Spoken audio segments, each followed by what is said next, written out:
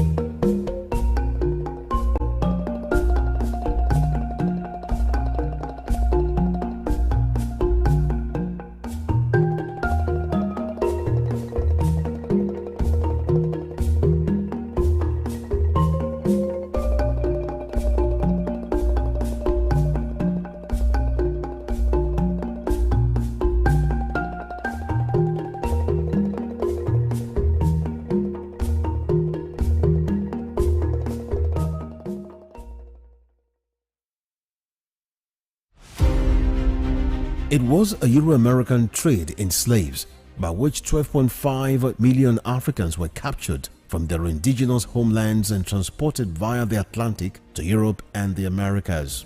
The transatlantic slave, also known as triangular trade, was the worst form of man's inhumanity to man and the most costly in human life of all long-distance global migrations. Hundreds of Africans chained tightly to plank beds in the belly of slave ships in horrific conditions were transported via the Atlantic and stripped of all human dignity on arrival in Europe and America. It is the greatest crime the Caucasians committed against the black race. It is impossible to discuss the transatlantic slave trade without a copious reference to impoverishment and underdevelopment of Africa and its peoples. The triangular trade left the continent in ruins. Western Springer Television identifies transatlantic slave trade as a watershed event in history. The British Empire was the largest and the most powerful in the world. At its zenith, the empire embraced a quarter of the Earth's land surface and imposed Her Imperial Majesty's rule on more than 458 million peoples across nations and continents. The empire took off with overseas possessions and trading posts established by England, spread over 3 million kilometers between 16th and early 18th century. Like previous empires, the British Empire began to crumble on its weight of overstretched territories and growing unrest in our various colonies. Today, the British Empire no longer exists. What is in place is the Commonwealth of Nations, a loose association of sovereign states which recognize the King of England as the titular head. Western Spring Television identifies the British Empire as a watershed empire in history.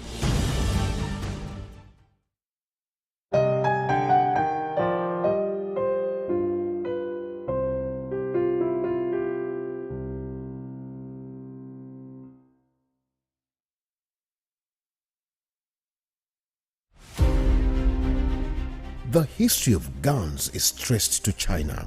The Chinese had developed a technology civilization that produced devices identified as guns at about 1000 AD.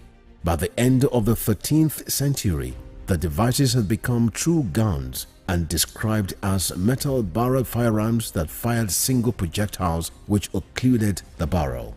When did gun become an instrument of war? The first battles to be decided by firearms were between French and Spanish soldiers. The early 16th century warfare included Magnano in 1515, Bicocca in 1522, and Pavia in 1525. The wars were fought in Italy. The gun is a weapon of destruction and death, but humanity sees it as a potent instrument of family destruction. People with guns feel safer even if they don't display it. Western Spring Television identifies history of guns as a watershed event in history.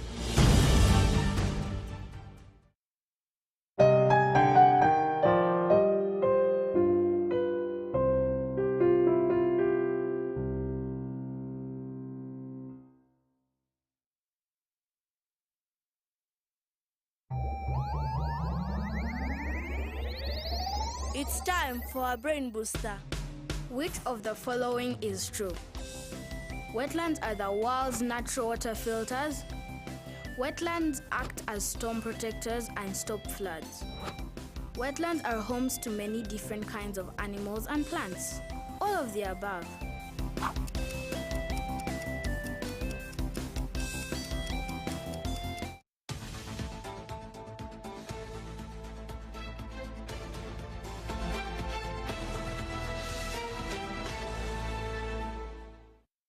Thank you so much for staying with us. You're on to Morning Spring, and it's reaching you live from our studios right here in Oshogbo. That is Western Spring Television. You can check us out on StarTimes DTT channel 190, and also on all of our social media handles on Facebook, Instagram, and Twitter, Western Spring Television. But our Twitter is WSTV_NG, and on YouTube is at Western Spring Television. And do very well to subscribe to our channel on YouTube. So we're back here with the interview, and so we'll be looking at all of the drama, all of the actions, all of the executive orders issued by the governor yesterday, and some of the reactions and counter reactions we've had since yesterday. And we're joined live on the line from the United Kingdom. Dr. Misbah Latif is a legal practitioner. He's also a lecturer at the Faculty of Law at the University of Hull. Thank you so much for joining us on Morning Spring this morning, Dr. Latif. Thank you, Franklin. Good morning. I'm pleased to be on your TV show this morning, and thank you for the invite.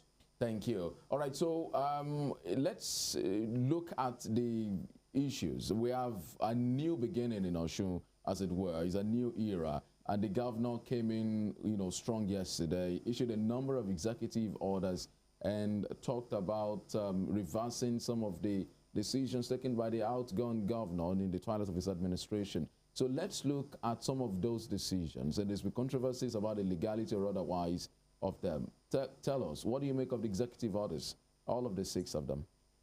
All right, Femi, as a stakeholder from Oshun, let me also start by admitting with you that, of course, it is indeed a new beginning yesterday. I mean, a new party has come to power. And as a stakeholder, it is important that we all wish that the new beginning is a successful one for our people and for the government.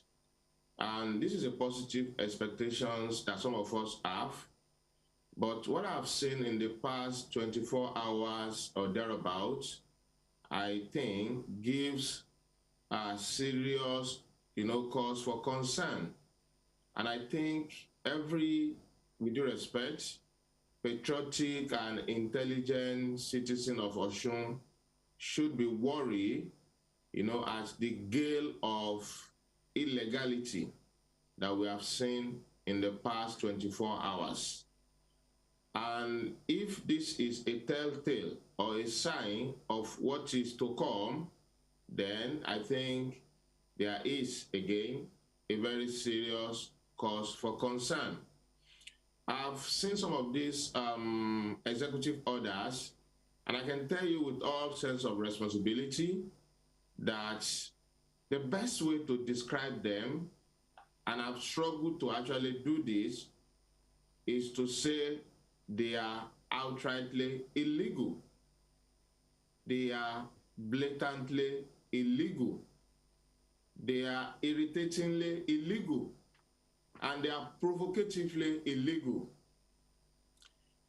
In a democracy, rule of law and due process, which is also a component of rule of law, they are the plank upon which the institution of, democracy rests, such that once you remove the rule of law, you remove due process, what you have cannot be called a democracy. Well, Dr. Lateef, sorry, so that we get a clarification of what you're saying they are blatantly illegal. So can we untie it now? Which is illegal here? Which of these others are illegal? The governor is the executive governor of the state. He's been sworn in, and so he has the powers also to perhaps, take decisions. So which of these is actually illegal, Dr. Lateef? All right, thank you. You are right that the governor is the chief executive officer of the state, and he has the power. But you see, the powers of the governor does not make the governor all in all, or does not place the governor above the law. Indeed, what the Supreme Court has said in quite many cases, and I recall a particular one now, decided in 2003, the popular case of INEC and Musa, where the Supreme Court said all powers, whether executive, whether legislative, whether judiciary, must be rooted in the Constitution. So I take the executive orders one after the other. There is a particular executive order which purports to dethrone some traditional obas or institutions in the state. That one is particularly illegal, without any constitutional or legal backing whatsoever. And of course, I'm not surprised that when you look at these releases, you look at the executive orders, you will not find anywhere where it is indicated under which law the governor has acted. There is none. Now, the relevant law governing the traditional institution in Oshun is the Chief Laws of Oshun 2002. And of course, then the Constitution of Nigeria. Femi, there is nowhere under the provisions of that Chief Laws of Oshun 2002 where the governor is empowered to act in the unilaterally way that the governor has acted. I'm saying the governor does not have power to unilaterally remove an Oba already installed. The governor does not have any constitutional or legal power to unilaterally seal the palace of any Oba. And you can't do that under the guise of keeping peace or maintaining peace and order. So this is the illegality I'm talking about. And this was the basis I was trying to lay by making references to, the Constitution and the law being the basis of our democracy. Then I talk about the other one. There is also another executive order which dissolved the State Independent Electoral Commission. Actually he actually suspended them. Members. Suspended the chairman and the members. Femi, whether suspension or even dismissal or abolition or whatever, I'm telling you that there is no law of Osun State or even Nigeria. You cannot imagine President Muhammadu Buhari to wake up this morning and suspend the INEC chairman. I mean, you can imagine the kind of umbrage that will cause in the nation. So the law applies the same way. Under the State's Independent Electoral Law of Osun State, the governor does not have the power whatsoever to suspend or remove the chairman of the commission in that unilateral version. Executive orders cannot do that. I admit that executive order is a new fashion of carrying out activities in Nigeria, though it is something not exactly compatible with the kind of presidential democracy that we run. But then you can look around in other states where these powers have been exercised one way or the other. The release or releases will clearly indicate under which law the governor has acted. I want you to go over this purported executive order. There is none of them which refers to any law. And I've done, as a legal scholar, as a researcher, I have searched the law just to even double check myself and convince myself that I was not wrong. There is no any provision of that law which empowers the governor to suspend. And like I said, President Muhammadu Buhari cannot do that to INEC, because you see, these institutions, they secure their independence under the laws that establish them, and particularly the Constitution of Nigeria. The governor cannot act unilaterally in that version. That is the point I'm making. So the grounds I have here and the cause for concern here is that, is this the kind of illegality we are to be looking for or expecting? I mean, a government is just waking up, and we are all hoping that it will turn out well for the state, and I still hope and pray so.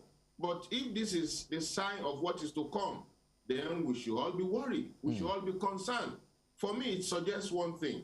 It suggests that the governor does not seem to have, and I say with due respect, quality advice, legal advice, and even otherwise. In the issue of that state, no government has come into power in this version. Not even Mr. Rauf Aregbesola, who came after 7.5 years of a tortuous court battle, came into power in this version and started issuing dictatorial orders. These are dictatorial tendencies, and this is my fear. Chief Bisi Akande, when he was to leave power in 2003, barely 4 days to exiting power, he appointed or confirmed the appointment of the current Oragun of Ila. 4 days. When Chief Olagunso Ilola came in 4 days after, he never really, he didn't do anything to that appointment because it was validly done. Now, another ridiculous aspect of this executive order, as it were, is that when you read through the releases or the release, it says all appointments from, I think, 17th of July 2022. That is a very wrong ground. There is no part of the laws of Osun State or Nigeria that says an outgoing governor who has lost an election, or a governor who sought a second time and lost an election, will cease to have power from the moment they lost their election. No, they will retain their authority, all the executive authority. Government is a continuum. I admit that a successive government may want to review, may want to examine the previous activities. That is fine. That is okay. That is legal. That's part of our democracy. But you stop at reviewing. You can review contracts. You can review actions and all of those things. But you cannot act in this unilateral version. And when people come to you to justify this illegality, I don't want to really, go into further adjective that will better capture my imagination or my thought. So I'll stop at just saying illegality. Please challenge them, ask them. We hold the public this duty. They should tell us what provisions of the law the governor has acted or is relying on. There is none, Femi, not under the State Independent Electoral Act, not under the Chief's Law of Osun State, not under the civil service rule. The people that were also sacked or unilaterally dismissed, that is also unconstitutional. That is also illegal. The governor does not appoint people into civil service. These are not political appointees. These people, whether you like it or not, they went through the civil service procedure or processes. Of course, this can be reviewed, I agree, but unilaterally suspending them or reversing anything in the manner that the governor has done is clearly illegal. There is no constitutional basis for this. There is no legal basis whatsoever for this. And I think going forward, because we wish the governor well and we want him to succeed, the governor needs quality legal advice.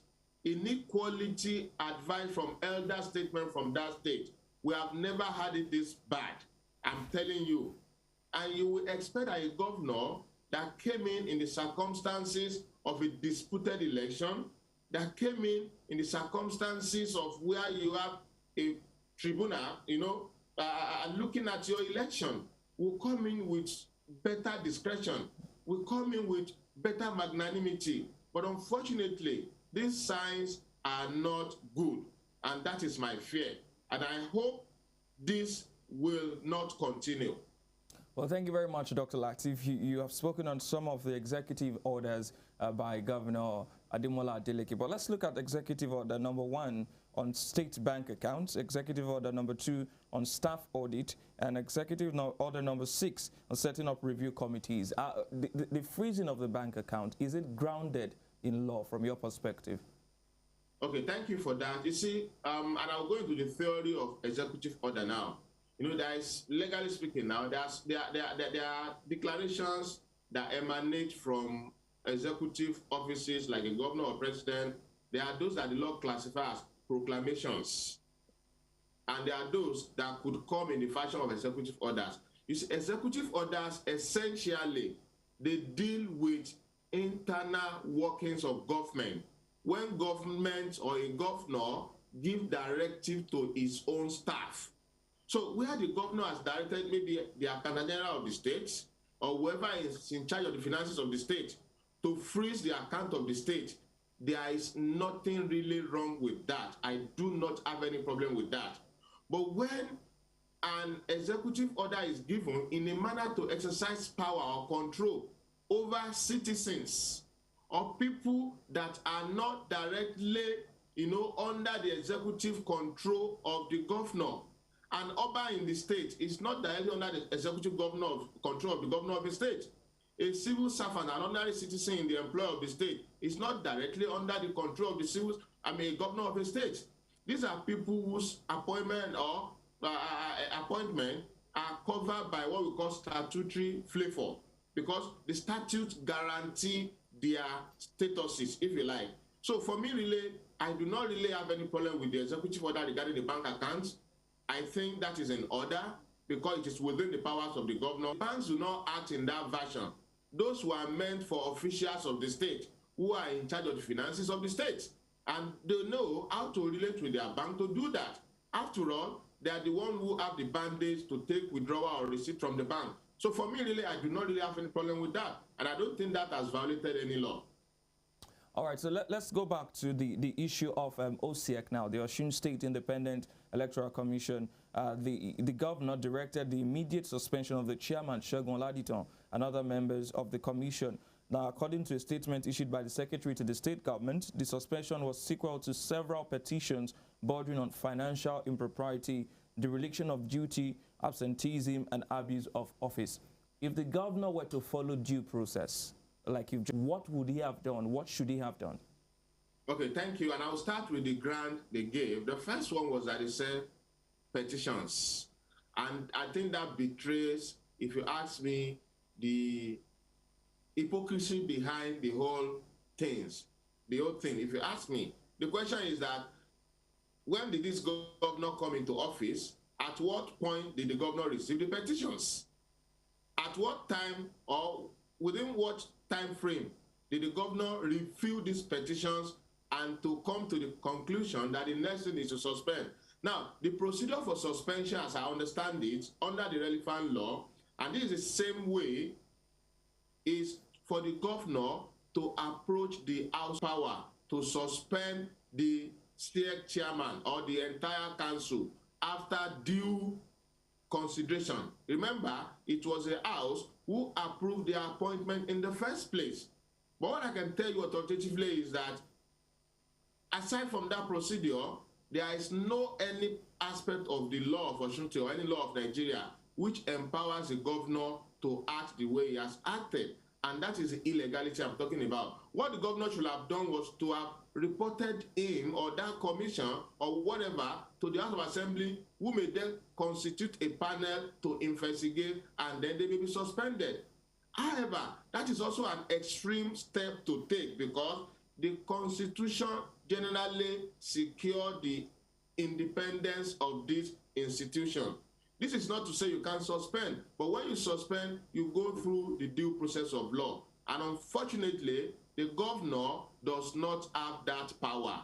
He did not unilaterally appoint them. He appointed subject to confirmation of the House of Assembly. He cannot unilaterally remove, and that is the illegality. Well, now let me take you to the State House of Assembly. Yesterday, the House of Assembly issued a statement and said that they've reviewed the inaugural speech of the governor, and they resolved as follows: the usage of the state anthem, crest. Now, the enactment of State of Osun Anthem, Crest and Flag Law 2012, assented to on this 18th of December 2012, contained in Schedule 1, 2, 3, 4, 5, which carefully details every component of this law, is not in ambiguity. And I'll take you to the penultimate one there. While we are aware of a court judgment in effect recognizing Osun State